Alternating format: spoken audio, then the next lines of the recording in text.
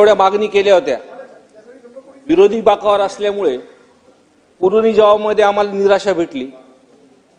अध्यक्ष महोदय, पण यावेळेस आमच्या जिल्ह्याचे पालकमंत्री आदरणीय अजितदादा आहेत।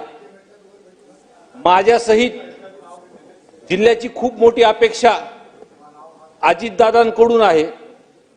आमच्या जिल्ह्यामध्ये लोक ही चर्चा करतात की येणाऱ्या 5 वर्षामध्ये आपला हा बीड जिल्हा हा बारामती सारखा होईल आणि याच उद्देशातून दादा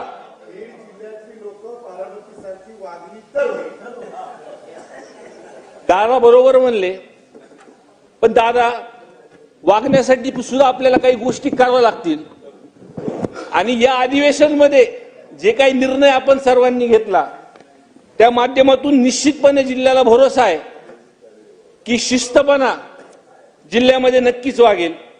दादा मागच्या वेळेस आपल्याला मी भेटलो होतो अध्यक्ष महोदय, मी यावेळेस दुसऱ्यांदा आमदार झाल्यानंतर MIDCचा एक नवीन प्रस्ताव आपल्या कानावरती टाकला आणि आपण सुद्धा सूचना केल्या आणि सर्वे करण्यासाठी अधिकारी सुद्धा मुंबईवरून MIDCचे बीड जिल्ह्यामध्ये आले।